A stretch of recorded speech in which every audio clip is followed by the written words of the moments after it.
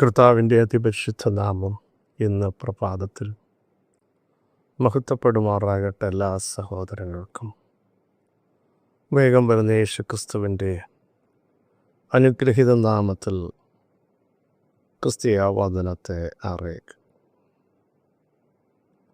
അവൻ നമ്മെ ഉണ്ടാക്കി, നാം അവനുള്ളതാണ്. സൃഷ്ടിതാവായ ഒരു ദൈവമാണ് നമ്മൾ ആരാധിക്കുന്നത്. വീണ്ടെടുത്തവനാണ്, പാപം മോചിച്ചവനാണ്, രോഗം സൗഖ്യമാക്കുന്നവനാണ്. ഇന്നലെയും ഇന്നും എന്നേക്കും അനന്യനാണ്. മാറ്റമില്ലാത്ത ഒരു ദൈവമാണ്. ധൈര്യത്തോട് പറ, കർത്താവെനിക്ക് തുണ, ഞാൻ പേടിക്കുകയില്ല. ഒരു ശക്തിക്ക്, ഒരു മനുഷ്യനോട് ഒന്നും ചെയ്യാൻ കഴിയില്ല. കർത്താവ് കൂടെ ഉണ്ടെന്ന് ഉറപ്പുണ്ടെങ്കിൽ പറ, ഒരു ശക്തിക്ക് ഞങ്ങളെ തൊടാൻ പറ്റില്ല. ഭൂതഘാതത്തിലെ സിംഹം നമ്മുടെ കൂടെ ഉണ്ടെങ്കിൽ മറ്റേതെങ്കിലും ശക്തികളെ ഭയപ്പെടുമോ? നമ്മുടെ കൂടെ ഉള്ളവൻ ആരാണെന്ന് വ്യക്തമായി നമുക്കൊരറിവുണ്ടാവണം. പലപ്പോഴും നമ്മൾ ഭയപ്പെടാനുള്ള കാരണം നമ്മുടെ കൂടെ ഉള്ളവൻ്റെ വലുപ്പവും ശക്തിയും അവിടുത്തെ ആരാന്നുള്ള അറിവ് പലപ്പോഴും നമുക്ക് കിട്ടാത്തതുകൊണ്ടാണ്. നമ്മൾ പ്രാർത്ഥനാ മുറിയിൽ ഭയങ്കര വിശ്വാസത്തിൻ്റെ വാക്കുകളൊക്കെ ഉരുവിടും. ആമേൻ പറഞ്ഞ് വെളിയിലിറങ്ങുമ്പോൾ പലതും കണ്ട് ഭയപ്പെടുന്നു, നിരാശയകത്ത് വരുന്നു, സംശയങ്ങൾ വരുന്നു, എങ്ങനെ മുമ്പോട്ട് പോകുമെന്ന് ചിന്തിക്കുന്നു, എന്ത് ചെയ്യുമെന്ന് ആലോചിക്കുന്നു. അതല്ല, കൂടെയുള്ളവൻ്റെ കരുത്തിൽ നമ്മുടെ വിഷയമെല്ലാം കൊടുത്തിട്ട് ഫ്രീയാകുന്നതാണ് ഒരാത്മീയം. ഇനിയും നമ്മളത് വഹിച്ചുകൊണ്ട് നടന്നാൽ നമ്മുടെ എല്ലായിടത്തും അതിൻ്റെ റിയാക്ഷൻ ഉണ്ടാവും. നമ്മൾ ചുമന്നാൽ നമ്മുടെ ശരീരവും മനസ്സും എല്ലാം ക്ഷീണിക്കും. മറിച്ച് കരുതുന്ന ദൈവത്തിൻ്റെ കരത്തിൽ, വിഷയങ്ങൾ പരിഹരിക്കുന്നവൻ്റെ കരത്തിൽ കൊടുത്തെങ്കിൽ, ആ കർത്താവിന് വിശ്വാസമുണ്ടെങ്കിൽ, നമ്മൾ വിശ്വാസികളെന്ന് പറയുമ്പോഴും വിശ്വസിക്കേണ്ടവനെ വിശ്വസിക്കുന്നതിൽ നമ്മൾ മറ്റു പലതും വിശ്വസിക്കുന്നു. ഡോക്ടേഴ്സിൻ്റെ വാക്കുകൾ വിശ്വസിക്കുന്നു, കുടുംബക്കാർ പറയുന്നത് വിശ്വസിക്കുന്നു, ലോകം പറയുന്ന നെഗറ്റീവുകൾ വിശ്വസിക്കുന്നു. പക്ഷേ ദൈവശബ്ദം നമ്മൾ വിശ്വസിക്കുന്നില്ല, അത് നമ്മൾ റിസീവ് ചെയ്യുന്നില്ല. അതാണ് ഈ പ്രശ്നങ്ങളുടെ എല്ലാം കാരണം. മറിച്ച് എന്നോട് പറഞ്ഞവൻ, എൻ്റെ ഉടയവൻ, ഞാൻ സേവിച്ചു വരുന്നവൻ എന്നോട് വ്യക്തമായി സംസാരിച്ചിട്ടുണ്ട്, ഇന്നത് സംഭവിക്കത്തുള്ളൂ എന്ന്. എൻ്റെ കുടുംബത്തെ നോക്കി ദൈവാത്മാവ് പറഞ്ഞ എത്ര ആലോചനകളുണ്ട്. എൻ്റെ മിനിസ്റ്ററി നോക്കിയ വിശുദ്ധന്മാരെ പറഞ്ഞ എത്ര ആലോചനകളുണ്ട്. അതുമാത്രം നിവർത്തീകരിക്കും എന്ന് ചിന്തിക്കാതെ വൈഷമ്യമുള്ളതും തളർത്തുന്നതുമായ വാക്കുകൾ കേട്ട ക്രിസ്തീയ ജീവിതം ക്ഷീണിച്ചും ശോഷിച്ചും ഇരിക്കുന്നെങ്കിൽ അതിൻ്റെ ഉത്തരവാദികൾ മറ്റാരുമല്ല, നമ്മൾ തന്നെയാണ്. ഇന്ന് പകൽ ഒന്നുറക്കണം. എൻ്റെ കർത്താവ് ആരാണ്? അവിടുത്തെ ശക്തിയെപ്പറ്റി എനിക്കറിയാം. നടത്താൻ കഴിവുള്ളവനാണ് എൻ്റെ കരുത്തിൽ പിടിച്ചത്. ഇന്നലകളിൽ ഇറങ്ങി വന്നവനാണ്, ഇന്നും പ്രവർത്തിക്കും, നാളെയും പ്രവർത്തിക്കും. ഞങ്ങൾ ആ കർത്താവിൽ ആശ വച്ചിരിക്കുന്നു. ജീവനോടിരിക്കുമോ എന്ന് പോലും ചിന്തിക്കുമാറ് പ്രതികൂലങ്ങളാണ് പൗലോസിനെതിരെയൊക്കെ വന്നത്. പക്ഷേ അവർ ദൈവത്തിൽ ശരണപ്പെടാനുള്ള കാരണം, ഇന്നലെ വിടുവിച്ചു, ഇന്നും വിടുവിക്കും, മേലാലും വിടുവിക്കുമെന്നുള്ള ഒരാശ. എപ്പോഴും ഒരു പ്രത്യാശയാണ് പ്രിയരെ നമ്മുടെ നിരാശകളെ മാറ്റുന്നത്. നമ്മളെ ശക്തിയോടെ മുൻപോട്ട് കൊണ്ടുവരാൻ കാരണമാകുന്നത് ദൈവത്തിലുള്ള ആഴമായ വിശ്വാസവും നമ്മുടെ പ്രതീക്ഷയും നമ്മുടെ പ്രത്യാശയും അവിടുത്തെ മുമ്പിൽ നമ്മളെ നടത്താൻ, അവിടുത്തെ മുമ്പിലായിരിക്കുന്ന തൻ്റെ ജനത്തെ കാണാൻ, കേൾക്കാൻ, അറിയാൻ കഴിവുള്ള ഒരു ദൈവം, എൻ്റെ ദൈവമെന്ന് പ്രഖ്യാപിക്കുമ്പോഴാണ് നമ്മുടെ അകത്ത് ജീവൻ വ്യാപരിക്കുന്നത്. തികഞ്ഞു വരുന്ന ദൈവശക്തിയായിട്ട് അത് മാറ്റപ്പെടും. എന്നാൽ പലപ്പോഴും നമുക്കതിന് കഴിയുന്നില്ല. ആവർത്തിച്ച് പോലെ നമ്മൾ ക്ഷീണിക്കുന്നു, നമ്മൾ തളരുന്നു, തകർന്നു പോകുന്നത് പോലെയാകുന്നു. നമ്മൾ ആശ്രയം എവിടെയാണ് വെച്ചത്?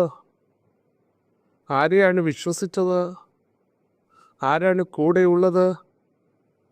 ഇന്നലെ വാക്ക് പറഞ്ഞിട്ട് ഇന്ന് പറ്റില്ലെന്ന് പറഞ്ഞ കർത്താവാണോ? അല്ലല്ലോ.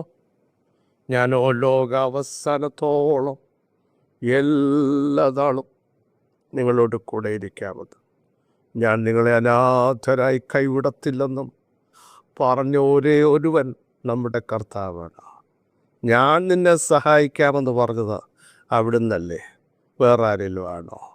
അതും പ്രതിസന്ധിയുടെയും ഇരുളിൻ്റെയും കൂരിരുളിൻ്റെയും സാധ്യതകൾ അടയുമ്പോഴും ഞാൻ നിന്നെ സഹായിക്കാമെന്ന് പറഞ്ഞ ആ കർത്താവിൻ്റെ കരം ഇന്ന് പകൽ വ്യാപരിക്കുന്നതിനായി സ്തോത്രം ചെയ്യാം.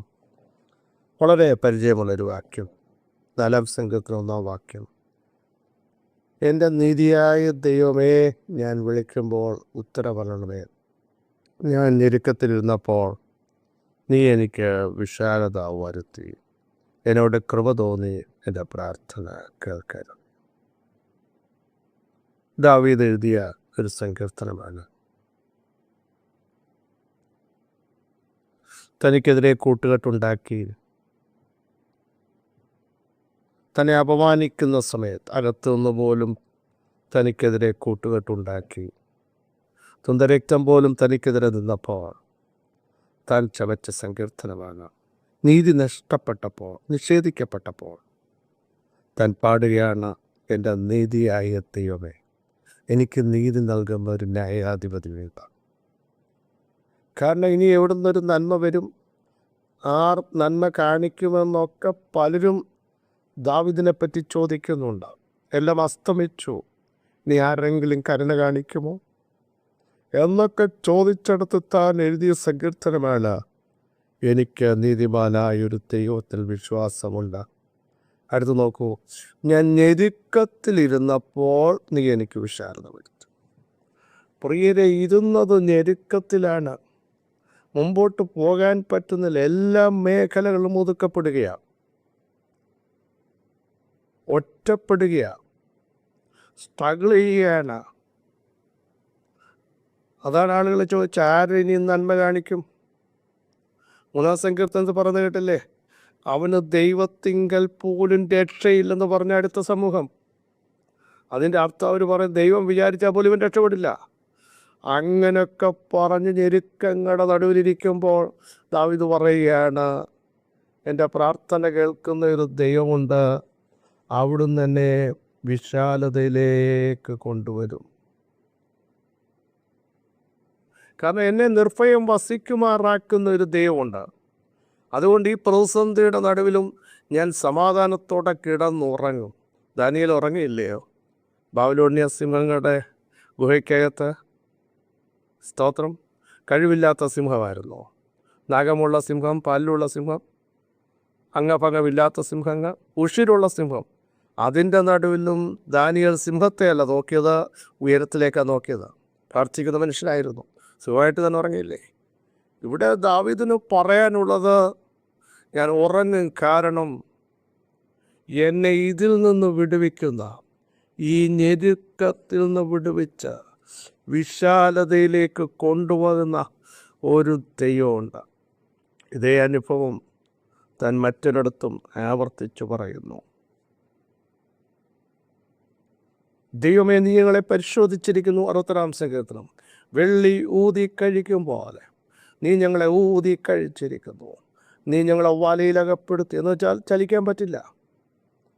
ഞങ്ങളുടെ മുതുകത്ത് ഒരു വലിയ ഭാരം വെച്ചിരിക്കുന്നു, നേരെ നിൽക്കാൻ പറ്റില്ല. അടുത്ത് നോക്കൂ, നീ മനുഷ്യരെ ഞങ്ങളുടെ തലമേൽ കയറി ഓടി.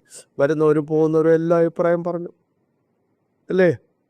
അടുത്തത്, ഞങ്ങൾ തീയിലും വെള്ളത്തിലൂടെ, ചുട്ടുപൊള്ളുന്ന കഷ്ടതയുടെ തീച്ചുളകൾ, ഒഴുക്കിക്കളയുന്ന പ്രതികൂലങ്ങൾ, ഇതിലൂടെ കടക്കാതിരുന്നല്ല, കടക്കേണ്ടി വന്നു. അതുകൊണ്ടാണ് യാക്കോബേ, നീ വെള്ളത്തിലൂടെ നടക്കും, തീയിലൂടെ കടന്നു പോകേണ്ടി വരും, പോകത്തില്ലെന്നാൽ അഗ്നിജാലം നിന്നെ ദഹിപ്പിക്കില്ല, നദി നിന്നെ മുക്കിക്കളയത്തില്ല, കാരണം ദൈവം നിന്നോട് കൂടെയുണ്ട്. ഇവിടെ പറയുന്നു, തീയിലും വെള്ളത്തിലൂടെ കടക്കേണ്ടി വന്നു.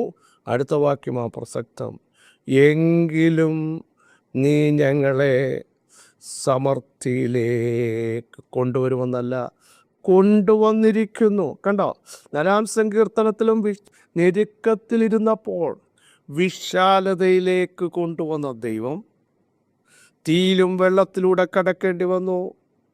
മുതുകത്ത് ഭാരം വെച്ചു, മനുഷ്യരെ തലയിൽ കയറി ഓടിക്കുമാറാക്കി, മുതുകത്ത് ചവിട്ടി കയറി, അല്ലേ?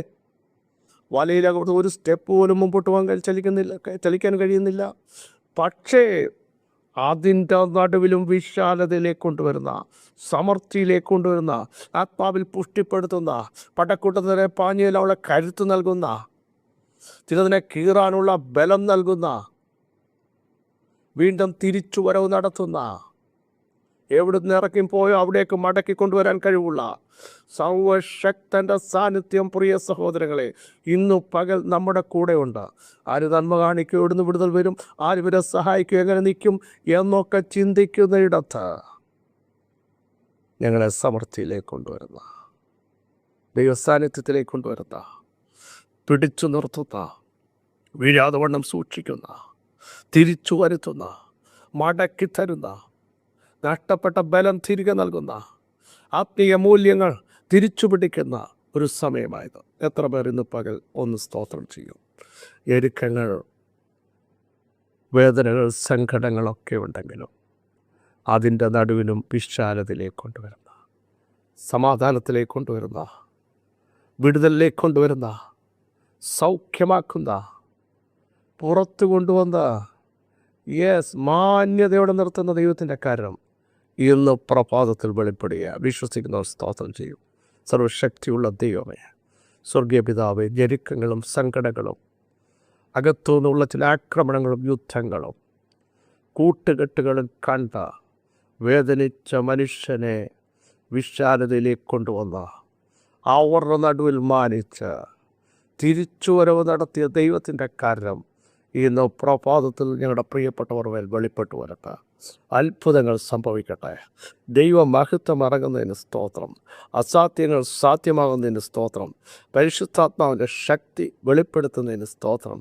അന്ധകാര മണ്ഡലങ്ങളുടെ മേൽ ജയം നൽകി എവിടെ തകർന്നു എന്ന് പറഞ്ഞോ അവിടെ തന്നെ തിരിച്ചു വരുത്തുന്ന ദൈവത്തിൻ്റെ കരം, എവിടെ നിൽക്കാൻ പറ്റത്തില്ലെന്ന് പറഞ്ഞോ, എവിടെ തീർന്നു ഇനിയൊരു നന്മ കാണത്തില്ലെന്ന് പറഞ്ഞോ അവിടെ തന്നെ ചില ഉറവുകൾ തുറന്ന് തൻ്റെ ജനത്തെ മാന്യതയിലേക്ക് നടത്തുന്നതിന് സ്തോത്രം.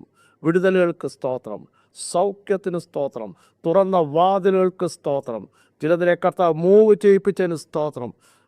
പക്ഷി വേട്ടക്കാരൻ്റെ കണിയിൽ നിന്ന് വഴുതി പോകുന്നത് പോലെ ചിലതിനെ പുറത്തു കൊണ്ടുവന്നിരിക്കാൻ സ്തോത്രം. സകല മഹത്വം അങ്ങേക്ക് യേശു നാമത്തന്നെ. ആമേൻ ആമേൻ. ക്രിസ്തു വാത്സല്യ സഹോദരങ്ങളെ, ധൈര്യത്തോടെ മുമ്പോട്ട് പോകൂ.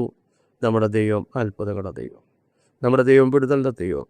ഞെരുക്കങ്ങളെ മാറ്റി വിശാലതയിലേക്ക് കൊണ്ടുവന്ന ഒഴിമകത്വവും ദൈവത്തിന് കരയത്തക്ക രീതിയിൽ നമ്മളോട് വൻ കാര്യങ്ങൾ ചെയ്യിപ്പിക്കും. ഇതൊരു സാക്ഷ്യമാകും. ഈ വചനങ്ങൾ അതിനോട് സഹായിക്കട്ടെ. ക്രിസ്തുവിൽ നിങ്ങളുടെ സ്വാതന്ത്ര്യം പശുപിറ്റി മതി.